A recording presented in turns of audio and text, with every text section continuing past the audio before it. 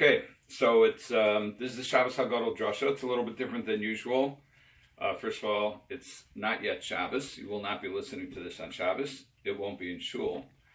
And usually I start off the Shabbos Hagadol Drasha explaining how, although the Gra says that we shouldn't read the Haggadah on Shabbos because it's not at the proper time, but I would say that this is just a preparation. We're actually not going to be reading the Shabbos Hagadol Drasha, though I always start out by saying that my father's Zechron Livracha would end not every conversation, but frequently when there was a discussion back and forth, he would end when there was no more to say. He would say, "Okay, Ad Kan Omrim b'Shabbos Hagadol."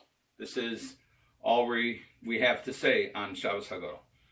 This Shabbos Hagadol is different, and I'm dedicating this shir as a schus for Rachel Bas Altachaya, Rachel Newman, wife of my friend Zale Newman. We learned in Keren B'Avna together. We entertained troops together after the Yom Kippur War. And Zale is, besides being the original Uncle Moshe, is also a big Baal Chesed in Toronto. I just spoke with him today, Baruch Hashem.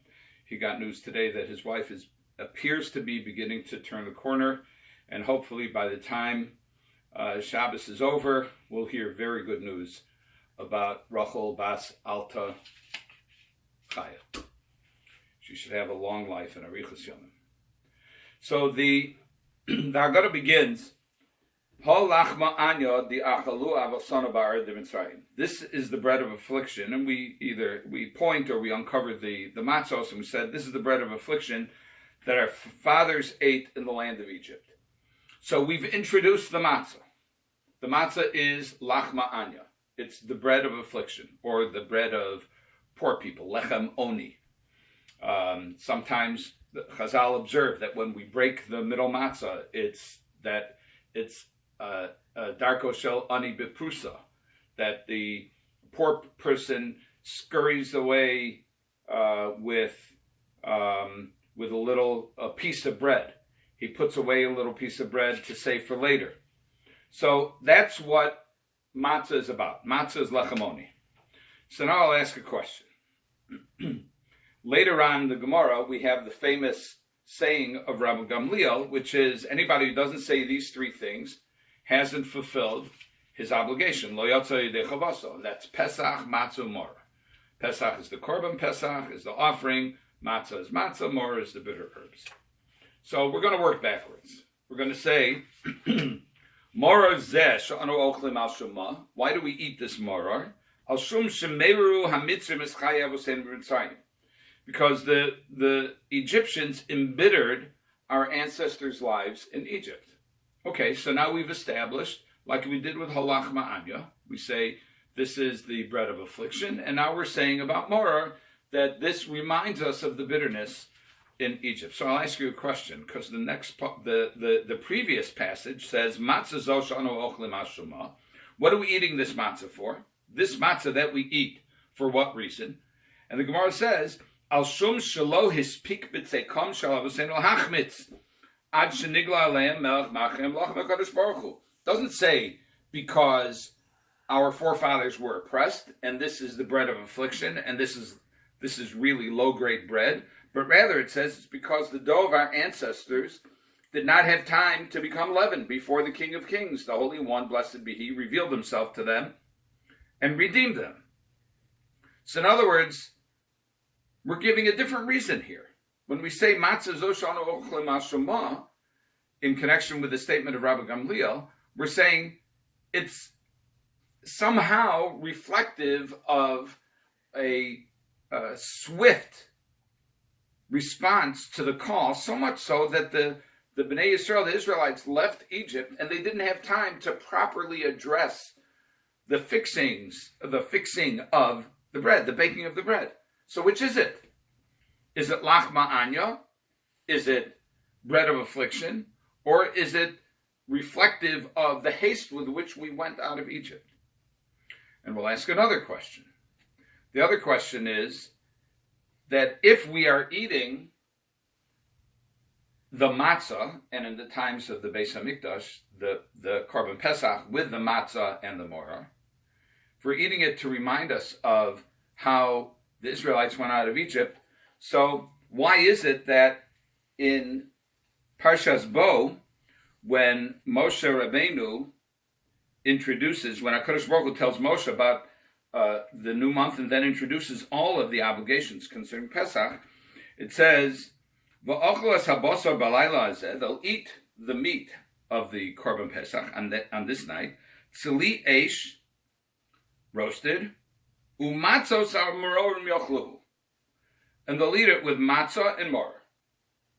So, if the whole reason for eating the matzah is because of the incomplete baking process that happened to our forefathers when they left Egypt, then why is it that the Almighty, HaKadosh Baruch Hu, is commanding the first korban to be eaten with matzah? In fact, the rest of the holiday, which is described as being l'dorosechem, for your generations, also says, it makes several references, but one of them is Rishon b'Arbaos Yom LaChodesh b'Erev Tochel Matzos.